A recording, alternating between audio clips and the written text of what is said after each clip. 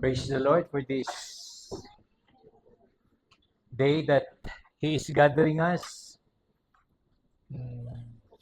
Yesterday is just an overflow of our prayer this morning. Yun nga lamang po ay maybe next time we should not be time bounded. Dahil kagabi po, I don't know bakit kinat. We should have been overnight yesterday. Kasi nung nag-end kasi tayo, the Lord is speaking to me. You are just beginning. Why did you stop? Siguro next time, kalimutan na natin na may kakainin tayo. If the Lord wanted us to stay here for 10 hours, let it be so. Kasi yung revival always starts with a powerful worship of the church. Just like the revival in Azusa, it is just an ordinary worship service, pero the Lord wanted them to stay for 24 hours. Yung 24 hours, naging weeks, naging months, to the extent na nearby churches has to help them dahil hindi na nila kakayanin yung non-stop, several weeks na non-stop worship in the church, and thousands of people had been added to the kingdom because they heeded what God wanted to do in their midst. At kanina nga po, I just sense na kung patapos na tayo, tingin nga ako ng tingin sa mga electric wire. I felt the powerful wind moving in this church. A heat. Yung una, mainit na malakas na hangin, and then sumunod yung I found out that this is the season of the Pentecost. Sabi ko, sana nagtuloy-tuloy tayo. There could have been a powerful move. Forget about the service. Forget about the service. When God moves, forget about your program. Forget about the align. Lahat kakalimutan mo na lahat. Let God move. Kasi ang Holy Spirit is always the director of the move of God. And so maybe next time, kung go tayo ng Lord, let us just go. Actually, kahapon, I am willing to stay ng overnight worship. Kasi wala eh. It is just an intro song lang daw yung ginawa natin kahapon. Why did you stop? Why did you stop? You are just beginning. I think we might have missed some miracles that could have happened last night. Kasi very powerful ang move. Maging kanina, I felt the powerful wind of the Spirit moving in our midst. But anyway, the Lord is just teaching us na marami pa tayong dapat matutunan. And today, we will continue to what God had been speaking unto us. 1 Corinthians chapter 1. I do not know, hanggang chapter 1 ata tayo, hanggang matapos ang taon na to. Hindi tayo nag-move.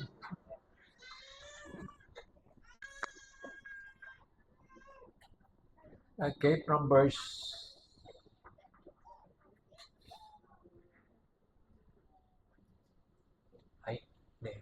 1 Corinthians chapter 1, beginning from verse 4. Ayan. This is Paul speaking to the Corinthians. I thank my God always concerning you for the grace of God which was given to you by Christ Jesus, that you were enriched in everything. That was my preaching the other Sunday. By Him, in all utterance and all knowledge, even as the testimony of Christ was confirming you, so that you come short in no gift, eagerly waiting for the revelation of our Lord Jesus Christ, who will also confirm you to the end, that you may be blameless in the day of our Lord Jesus Christ.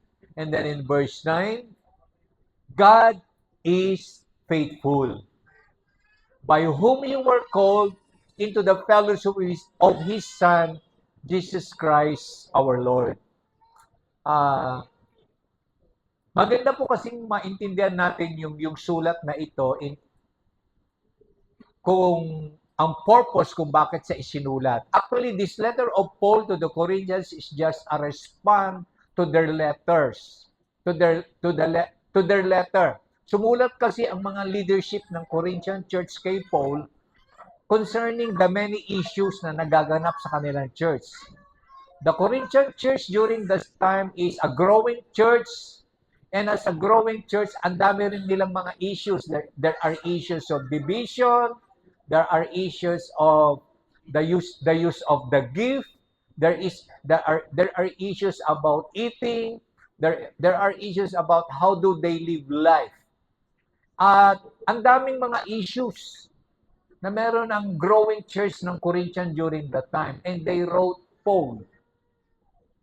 And Paul had responded to them through this letter. Pero ang napakaganda pong sulat na ito ay I believe it was the Holy Spirit who moved the hand of Paul to write this letter. Mapapansin natin dito na Paul did not immediately address the issues. Kasi mabibigat yung mga issues nila. There is immorality, there is division, there are those people going to court para ididemanda ang bawat miyembro. There are issues about eating, there are issues about their service, the use of gift, and there are so many issues that causes so many division. And dito natin makikita that Paul is writing to a very, very divided carnal church. Pero, ang una niyang binanggit, magtataka ka, hindi agad siya nagalit. Ang sabi niya, I thank God always. Bakit kaya siya nagpapasalamat sa Diyos sa mga taga-Korinto? Unang-una, church pa sila. Hindi pa sila saradong church. Ang ibig sabihin, how many years na tayo bilang church? Going 14. Ang ibig sabihin, we are not a perfect church, pero hanggang ngayon, for the past 14 years, church pa rin tayo. Ang ibig sabihin niyan, may purpose pa ang Lord sa atin, kaya nararapat lamang na tayo ay magpapasalamat palagi na meron pang LIC na kinabibilangan natin. This is and this was never been and this will never be a perfect church. Marami rin tayong mga issues, marami rin tayong mga concerns, pero tatandaan mo, habang church pa tayo, habang hinahayaan pa ng Lord na meron pa tayong mga services, ang ibig sabihin niyan, God is not yet finished with you, God is not yet finished with me, God is not yet finished with us as a church. There are yet many more things that are yet to come in our church. Kaya nga, ang sabi ni Pablo, I thank my God always concerning you. Why? Because it is only by the grace of God. Diyan mo mapapatunayan na sobra-sobra ang biyaya ng Diyos sa church na ito. Buriin mo, nakayanan kanyang isustain. Dapat iisipin mo palagi, sa tigas ng ulo kong ito, ay kaya pa akong isustain ng Lord sa kanyang grace. Pwede pa nila akong i-accommodate in spite of. At hindi ka ba nagtataka? Pwede ka pa rin gamitin ng Lord sa church na ito in spite of. That's only by grace alone. Hindi ka karapat dapat, pero pinipili ka pa rin ng Lord. Hindi dahil wala na siya mapagpipilian pang iba. You are here for a purpose. And the only thing that sustain you is only by His grace. And very clear siya. It is that grace that was given to you by Jesus Christ. Sabi mo sa sarili mo, sa biyaya ng Diyos, nandito pa rin ako. Nothing more, nothing less. Even though nakakatuwa yung katabi mo, ano lang yon, bonus na lang yan. You are here because by the grace of God. And there is one thing that I like most sa letter ni Paul. Sabi niya sa verse 8,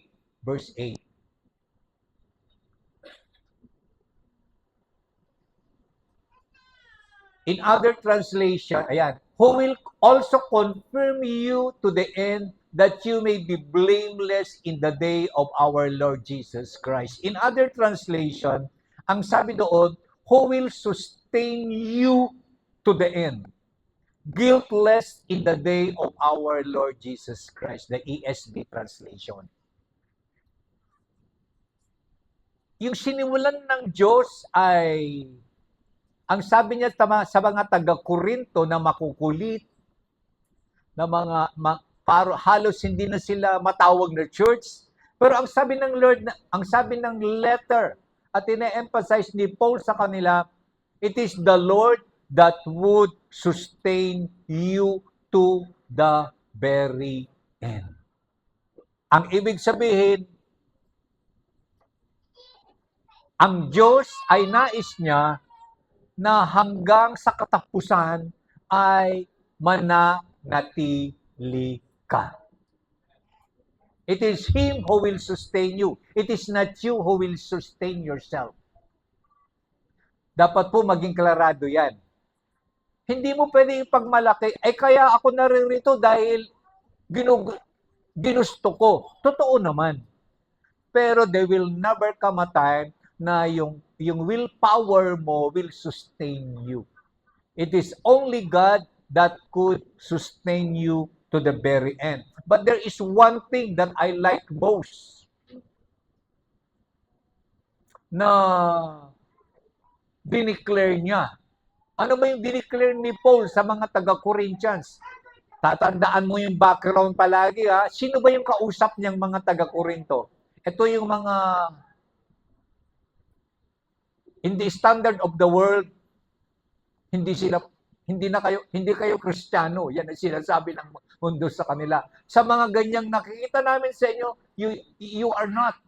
Pero ang sabi ng Lord sa kanila, in spite of, I will sustain you to the very end. That's one.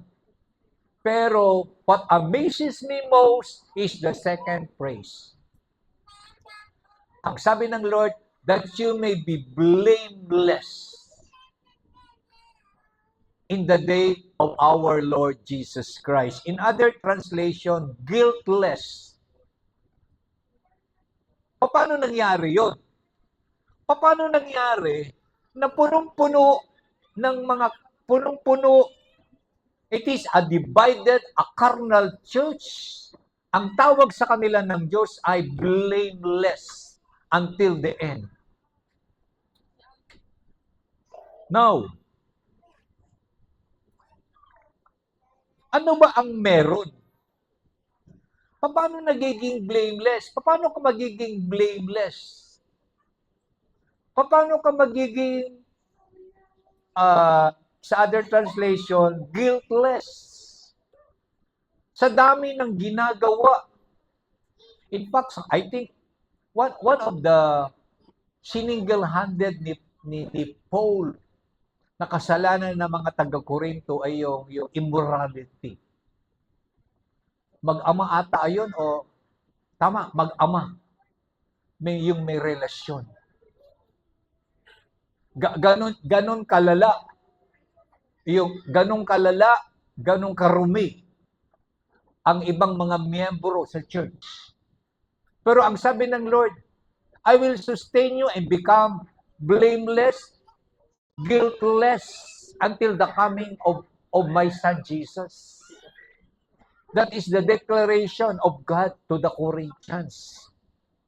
And I believe ganyan din ang declaration ng Lord sa iyo. In His eyes, you are blameless, you are guiltless. And that begins when you accepted Him as your Lord and Savior, and it would continue to the very end. Whether you feel it or not, this is the truth. This is the word. At hindi tayo nagbawas dyan. Even if you see ano man yung the original text of that, ganun pa rin siya. Na the Lord would confirm you, sustain you to the very end. And number 2, you become blameless, guiltless until the coming of Christ. Bakit kaya mahalagang isinulat ito? Have you ever think? Naisip mo ba bakit kinakailang i-emphasize ito? You are blameless until the coming of Christ. You are guiltless until the coming of Christ. Dapat totoo yan kayo at sa akin. Why? If you read other kung babasahin mo yung the coming of Christ, sa panahon na babalik muli si Kristo upang kunin ang kanyang iglesia, sino ang kanyang kukunin na church? Blameless and spotless. If you don't belong to that category, hindi kanya isasama. Are you listening? Pupuntahan lang ni Jesus upang kunin bilang kanya ay isang blameless, spotless church. Ang emphasis ni Paul sa mga taga-Korinto, bagamat ganito kayo sa ngayon, ang Diyos, sinasabi niya, God could sustain you to the very end, and at the same time, He consider you blameless, guiltless until the day of our Lord Jesus Christ. Amen. And yan ang tinatawag na grace. Kaya nga po, nagtataka ako kung bakit may mga Christians today, they attack preachers who preach about grace. Nako, ayan na naman si Henry, si Grace Gospel yan. Tumitingin na lang ako sa kanila. Not by grace, wala dapat dito. Wala na. Hindi na pwedeng magpatuloy na by the grace of God. At ang sabi pa ni Pablo, I think in verse 7, you lack nothing. Verse 7, you lack nothing in every gift. So the gifts that God is giving is not based on who you are. An immoral person ay hindi basehan yun ng Diyos upang ang kanyang kaloob ay kanyang ibibigay. Of course, later on I will deal with that. Kasi yan po yung attack ng mga other Christian ministers about those preachers who preach the grace gospel. Kayo naman mga grace gospel, you take lightly of sin. It is not. We don't preach that because of the grace gospel, we tolerate sin. Papapansin natin dito na sabi ni Pablo sa verse, anong verse? I think, you lack nothing of spiritual gift. Sabi niya, you are not lacking in any gift as you wait for the revealing of our Lord Jesus Christ. Ayan. You come short in no gift. Ibig sabihin niyan, habang ikaw ay nasa church pa na ito, merong kaloob na binigay sa iyo ang Diyos. At ang kaloob na yan, kailanman hindi niya binabawi. Bakit niya kasi, ang tanong ko kasi palagi, bakit niya babawiin? Ang Diyos hindi niya binabawi ang isang bagay na binigay na niya sa iyo. It will remain to be yours. Naghihintay lang ng pagkakataon ang regalong yan na nasa iyo na ay ito ay magagamit mo. Now, the timetable is very, very exciting. Ano yung timetable na pwede mo gamitin yung gift na binigay na niya sa'yo? Until the coming of Christ. Habang ikaw ay nasa mundo pang ito, ang kaloob na yan na pwede mong gamitin para sa Kanya ay mananatili nasa iyo.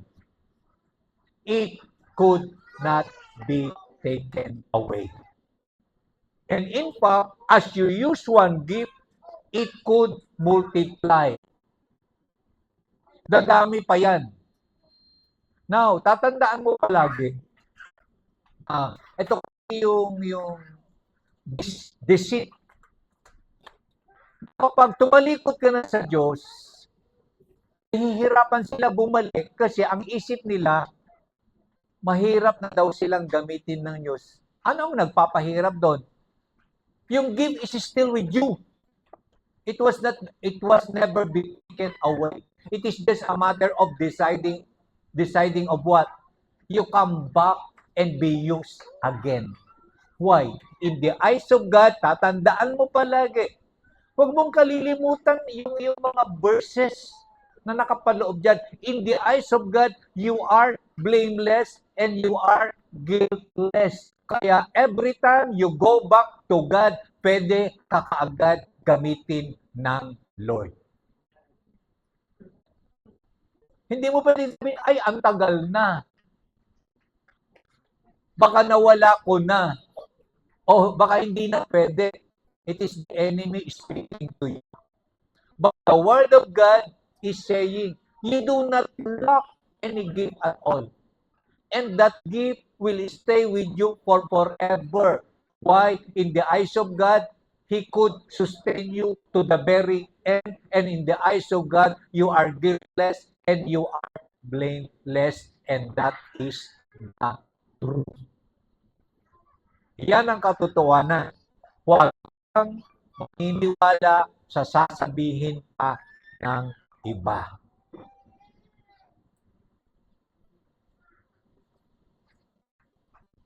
Actually, Paul is saying, totoo, magulo kayong church.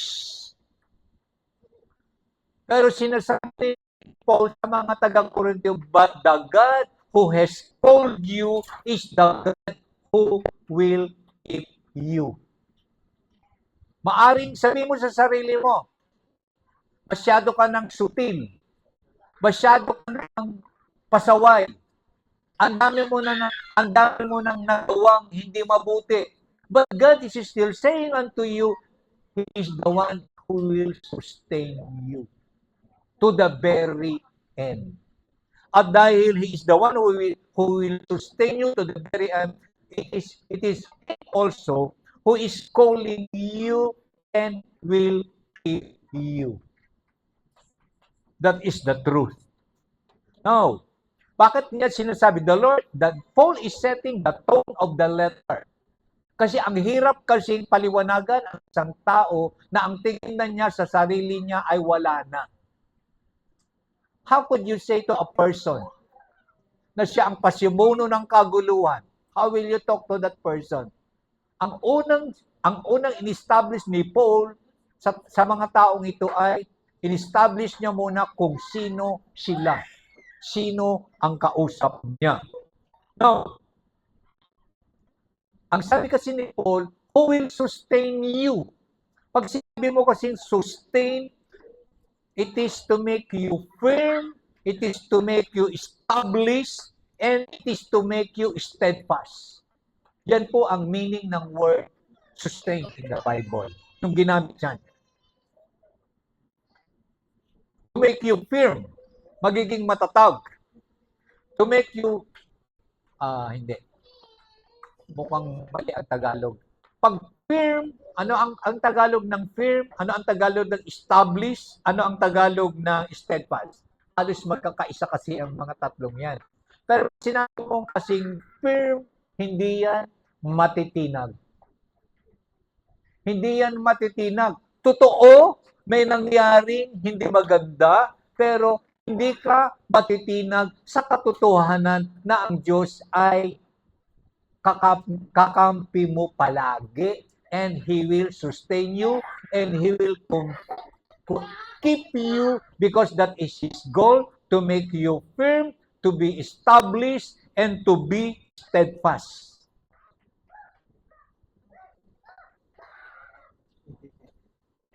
Now, madalas kong naririnig yung salitang nagpatuloy ako kasi humawak ako maigi sa Diyos. Totoo naman. You hold a strong grip to God, but it is not about your holding a strong grip to God, but it is God holding you. Kasi kung ikaw lang ang hahawak sa Panginoon, darating yung time, bibitaw ka dyan. There is no enough human strength to keep you holding on God. Tama pong pananaw at ugali po yung kumapit ka sa Panginoon. Pero tatandaan mo palagi. Kaya ka narito ngayon, hindi dahil sa paghawak mo mahigpit sa Panginoon, kundi ang paghawak ng Diyos ng mahigpit sa buhay mo. Kaya hindi ka nakakawala dahil ang sabi niya, He will keep you to the very end. That is grace. That is grace. Kasi kung tao lang ang hahawak sa iyo, the moment mayroon kang nagawang hindi maganda, bibitawan ka niyan. Alam natin natin. Kahit pa ka-close mo yan. Ngayon, hawak-hawak ka pa niya. Pero the moment merong siya, makitang hindi maayos at maganda, hindi mo na mamalayan, binatawang ka na pala niyan. But it is not true with God.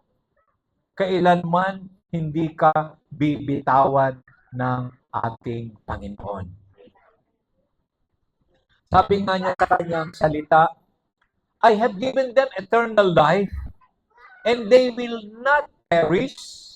They will never perish, and no one could snatch them out of my hand. Very clear yan. I like this verse of John chapter 10, verse 28 and 29. Maliwanag po na no one can snatch you out of God's hand. Kailan man, hindi ka napunta sa kaaway. Kahit may ginawa ka, hindi maganda. Kaya madalas kong tinatanong, pag kinakaunsalan ko, sino ang nagsabi niyan?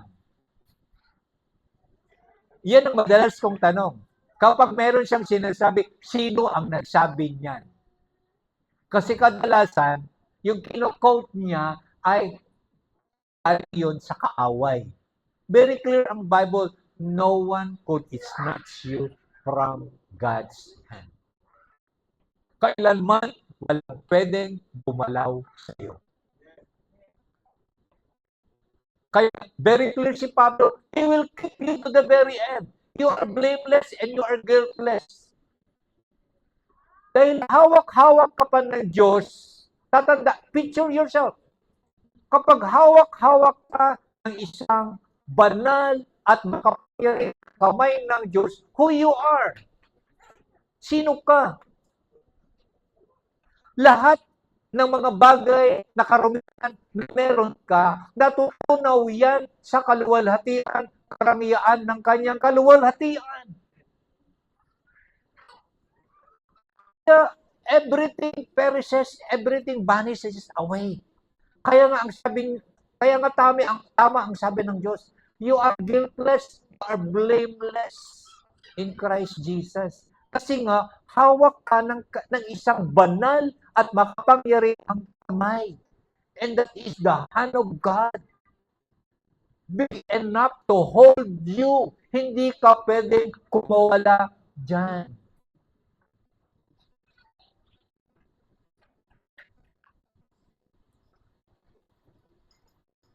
Pinagtatalunan kasi ito sa Christian community. Actually, ayokong sumagot sa tanong na ito. Kayo ba naniniwala kayo sa sa ano ba ang sabi nila, ayoko makipag-discuss kapag ganyan ang mga usapan. Yung save and always save. Hindi yan pinag-usapan. Kung until the very end you are being saved. Definitely you can never lose. You can never lose your salvation. Why? What is my proof? Very clear ang Lord. No one could snatch you from God's hands. So, paano nangyari na nawala ka? There will never come a time. Maaring nawala ka, ano tawag doon? Yung nawala ka sa kamalayan mo, pero kailanman hindi nawawalan ang kamalayan ng Diyos. Hawak kanya sa kanyang kamay. No. Ang sabi ng Lord,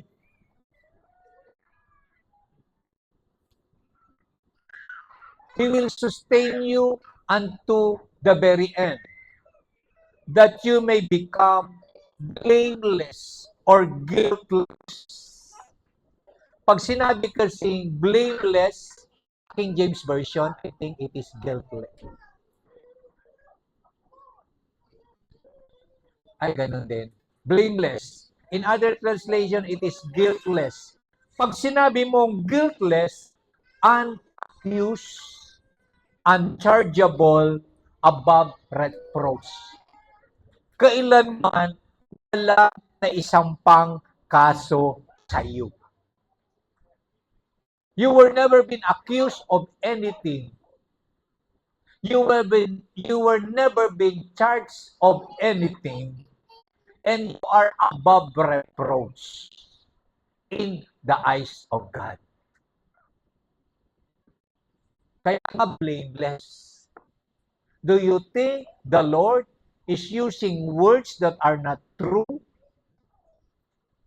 Yan ang totoo.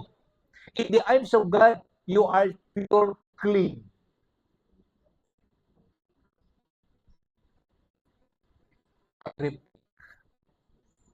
In the eyes of God, you are pure, clean. Why? What is my proof? What should be your proof? God decided His Son resides in you. A holy God can never make you as His home. Malinis ang Diyos. Kailanman hindi siya pwedeng manahan sa isang maruming tahanan. At ang tahanan na yan ay sino? Ikaw. Look at how we define what is clean, and look at what God and the Word of God define what is clean. Masyado tayong nadaya ng mundo. Kaya madalas sinasabi ng mga taong kausap mo, ang gamitin ko na pastor, hindi na ako pwedeng gamitin ng Lord. Sino ang nagsabi sa iyo niyan? Yan ang madalas ng tanong. Sino ang nagsabi sa niyan? For me, I would rather go to what is saying na no one could snatch you from God's hands. Ang karumihan at ang kaluwalhatian ng Diyos, kailan hindi pwedeng magsama yan. mas more mananatili ka dyan. Kung meron man, ay sigurado ito ay natunaw agad ng kapangyarihan at kaluwalhatian ng Diyos. Later on, alam ko na kung ang nasa isip mo. Paano yung mga nagagawang kasalanan, yung mga immorality? Paano yung mga awayan? Mamaya po yun. Kasi masyado kang excited sa kasalanan. Bakit hindi ka excited sa kabanalan? Alam nyo, yan ang mahirap sa mga taong excited palagi sa kasalanan. Excited palagi sa karumihan. Excited palagi sa kabalbalan. Dapat excited ka sa kabanalan. Excited ka sa kaluwalhatian. Excited kung ano ang meron ng Diyos, sapagkat kung ano ang meron ng Diyos, yun din ang meron ka. Later on, i-deal ng Lord yan. Bakit yun ang gusto mong unahin? Kaya nga si Pablo, hindi niya agad-agad inuna yung mga bagay na gusto mong i-Facebook. Kasi kung nasa kapahunan ng Korinto, malamang kung babasahin ko yung Facebook account mo, yun ang laman. Hindi mo masabi-sabi na ang mga taga-Korinto ay blameless, guiltless, at sinusustain ng Lord. Ang sasabihin mo sa Facebook mo ay si ganito, nagkaroon siya ng relasyon kay ganito, at si ganito, inaaway niya, ayaw niya ng pastor na yan, gusto niya yung si Pastor Pogi, mas gusto niya si Pastor ganito. Ganyan ang taga-Korinto eh. Si ganito, hindi na pwedeng mag-ministry kasi may ganito siya, may ganito siya, may ganito siya. Si ganito, wala kaming makain kasi inuwi niya yung aming kakainin. Wala kaming makain kasi kinainan nila lahat. Ganyan ang Korinto. Maging sa pagkain, naglalamangan. To the extent na hati-hati. Pero ang sabi ni Pablo, God could sustain you and God could use you. Why? The gift that was being given to you is there for you to use for His kingdom. That is the emphasis. The emphasis is not the wrongdoings. The emphasis is what God is doing. The emphasis is not on what you are doing. The emphasis is always what God is doing in our lives. Bakit ka palagi iniisip? Kasi ginagawa ko ng ganito. Basta hindi ako pwedeng magganito. Hindi ako pwedeng magganito. Bakit hindi mo sabihin, itong sinasabi ng Lord sa akin, I do have this kind of gift. I wanted to use it for God's glory and God would sustain me. God will keep me. And God will, in the eyes of God, I am blameless and so I am qualified. Let us not be just like how the world operates. Kaya nga po, there are so many churches today, I am nakakalungkot po. Nakakalungkot sapagkat 10 taon na siya doon sa church na yan, hindi pa rin siya qualified doon sa standards na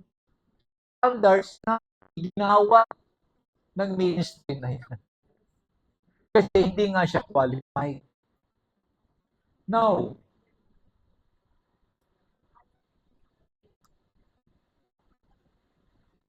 You might think you are guilty in yourself, but in Christ, you are declared not guilty.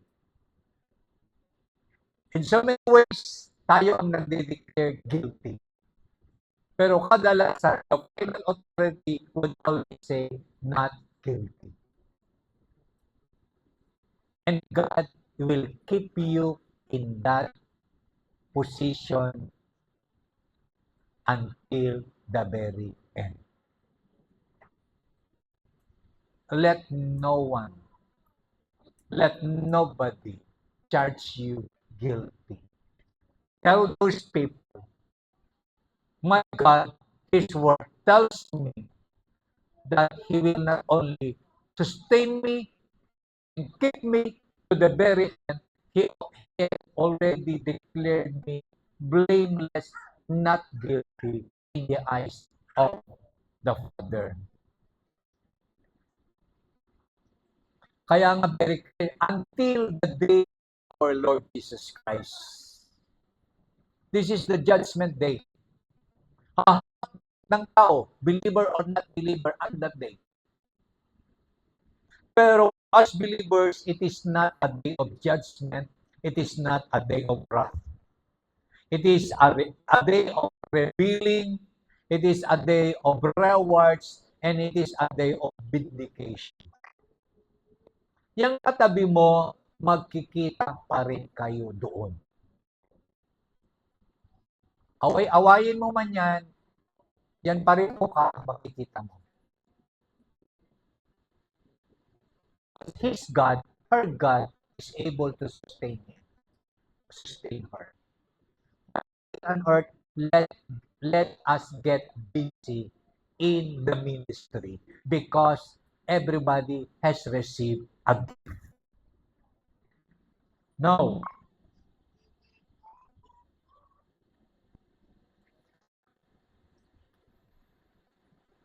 Very clear kasi ang Lord. Why is God is in the business of sustaining you and keeping you to the very end? Number one, there is a calling that God has given you. God called you first and foremost into the fellowship with other believers. And number two, God had called you to His work. Kaya nga ang emphasis kanina, you were being given a gift. You lack no gift. Kung ano ang pagtawag sa iyo ng Diyos, lahat ng kaloob na kailangan mo dyan, nasa iyo na, hindi tatanggapin mo pa lamang. Hindi mo pwedeng sabihin na tinatawag ka dito, ay, hintayin ko, marunong na ako niyan. No. Marunong ka na niyan.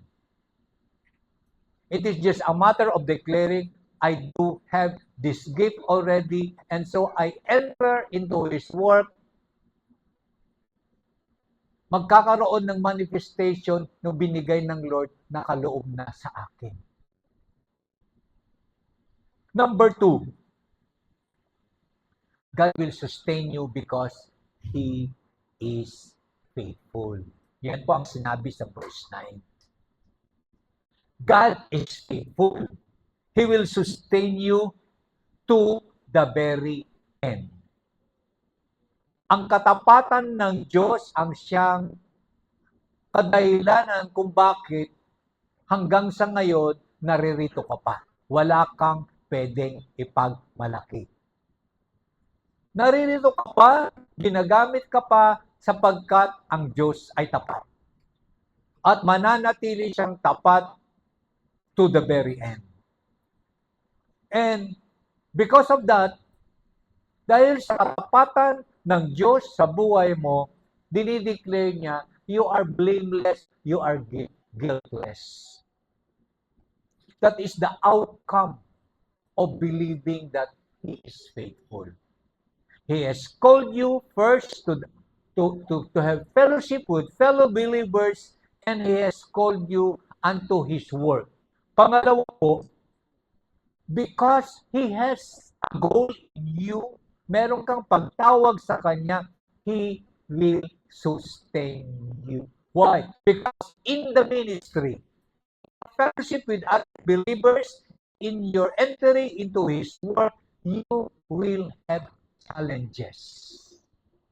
Alam ng Diyos, ayaw ka dyan. BBT ka dyan. Pero, ang sabi ng Lord, He will sustain you. Siya ang magbibigay ng kalakasan, siya ang magbibigay ng kagalakan sa puso mo, siya ang maglalagay ng direksyon sa buhay mo upang ang tawag na pinasok mo na binigay ng Diyos sa iyo, mananatili ka dyan. Actually, sa mga matatagal na sa gawain ng Diyos, dapat po,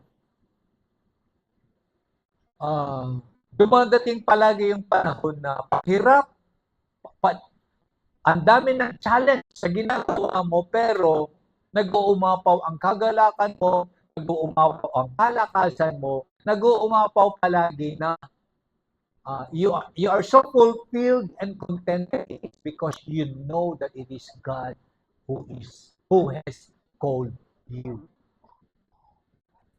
Yan po ang kadahilanan kung bakit kanina po yung sinabi ni Pastor Romel.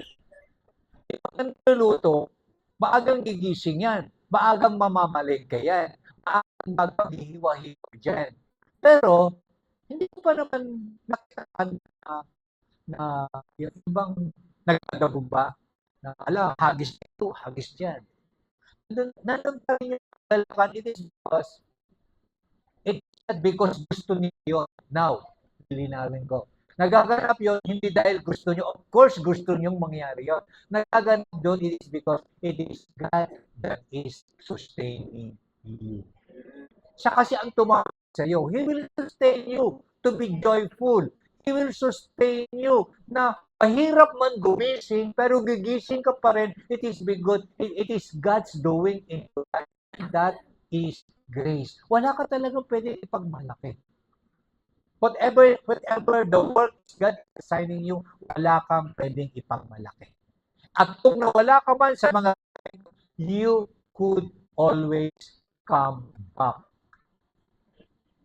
Ulitin ko, kung nawala ka man sa gawain, you can always come back. Why? The gift is there already, is there in you, and that was never been taken away from you. It is just a waiting. Na mag-decide ka uli, babalik ka na uli sa gawain. Amen. Tanungin mo ngayon, sabi ko, saan ka involved? Huwag mong sayangin yung kaloob. God will sustain you. God will sustain you. God will keep you. And God will always declare you are blameless, qualified ka palagi.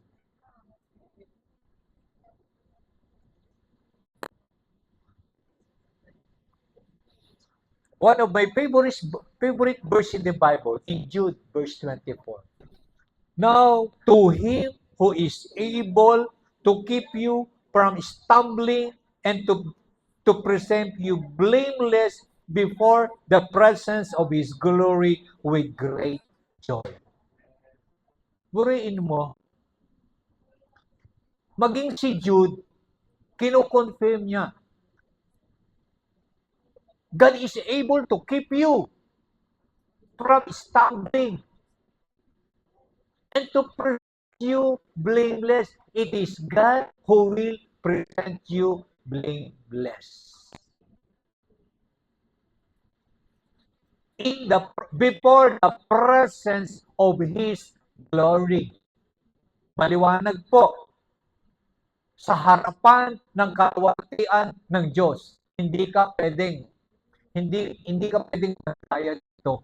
Kasi alam na alam po natin ito in the Old Testament time, who can enter the most holiest place? Only the high priest, and only once a year. If there is anything na makita ang Diyos patiting sa kanya, ano ang mangyayari? He dies immediately. And nobody could retrieve his body from that presence. Why? Nobody could enter. Kaya nga may tali yung kanya pa. Hihilain na lamang siya. Kasi walang pwedeng pumasok sa kalalakihan ng Diyos na may kunting kasalanan. But look at you now. Anong sabi ng word sa Jude? He will present blameless before His glory. In the presence of God, hindi kanyang iharap sa kaluwalhatian at mananatili ka doon. Why? Hawak-hawak ka ng kamay ng Diyos. At ang sabi pa doon, before the presence of His, Jude 24, before the presence of His glory with great joy. Tuwan-tuwa ang Diyos na i-present ka doon. Why? He's being assured. Hindi ka matatepog yan. Why? You are blameless, you are guiltless. Kaya totoo ang sinasabi ni Pablo, totoo ang sinasabi ng mga ibang mga writers of the Bible.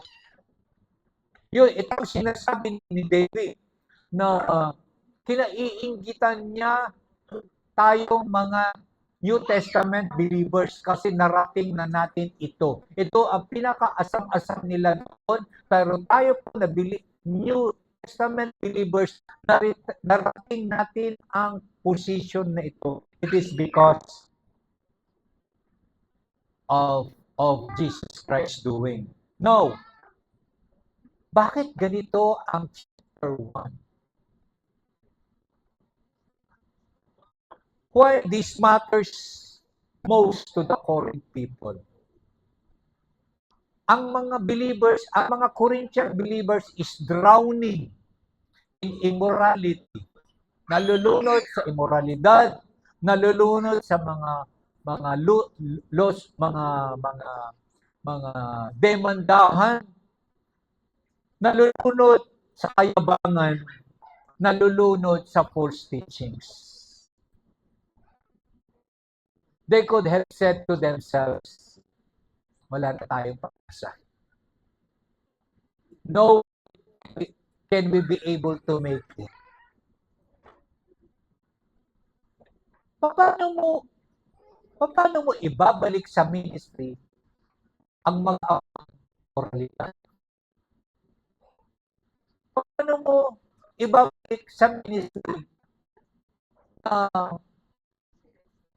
they cause so much division in their church. They cause so much trouble in their church. There is so much pride. Wala silang pinagkaiba sa mundo. Pero, sabi ni Pablo, I thank my God. Ako'y nagpapasalamat sa mga buhay niyo.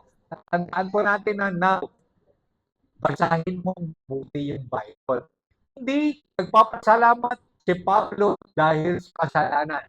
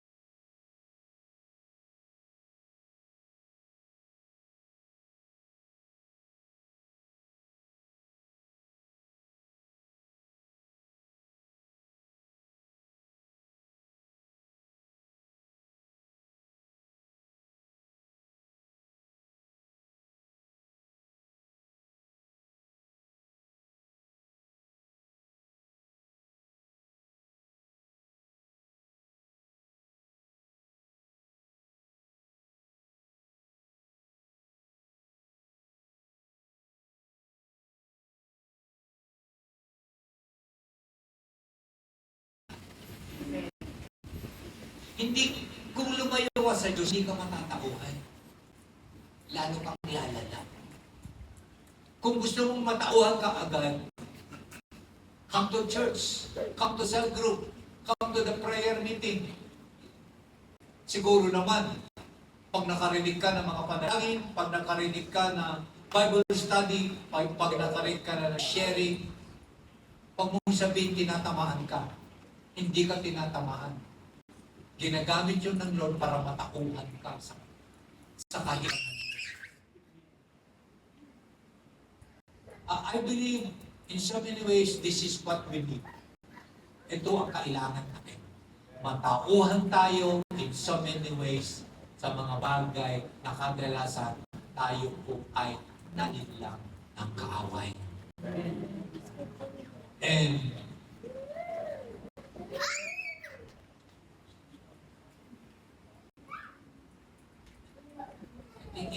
balik ko nga yun. God will keep you and sustain you. I want to make emphasis, ayan. The word confirm you, and yung paggamit ng word na you in that sentence is not in its Greek word. It is plural. Ang you dyan ay plural. Meaning, God is speaking to the church. Pag sinabi niya you, God sustains the church to the very end. Kaya ang church na ito, habang meron pang pinapagawa ang Diyos sa atin, God will sustain LIC Philippines to the very end. At dahil it is the church, you do not persevere alone. We stay as a community. We stay as a group of believers. Masaya kasi yung sama-sama tayo na nararanasan natin ang ginagawa ng Diyos sa ating buhay. Now,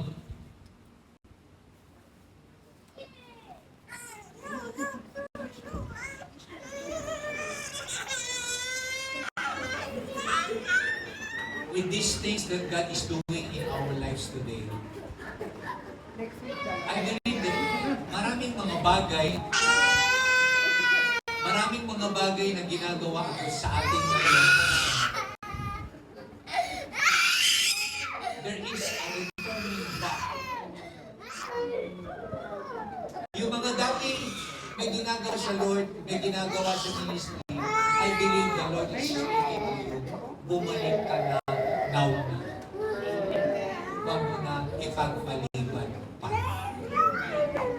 The word alone will tell you that meron kang pagtawag at sa pagtawag mo ngayon, kalapit niyan ang kaloob ng Diyos. At God will keep you, God will sustain you, and God declares you are guiltless and you are blameless. Shall we all stand? Maraming salamat o Diyos na nagsalita ka sa aming kalangitan. Hayaan mo na ang salitang ito na aming narinig ay magbigay kapangyarihan, magbigay buhay, lakasan sa kataan, higit sa lahat. Mananatiling katotohanan ito sa amin na you will keep us to the very end and you declare us blameless and guiltless until the coming of our Lord Jesus Christ. Bless us, Lord, to receive your word. This we pray in Jesus' name.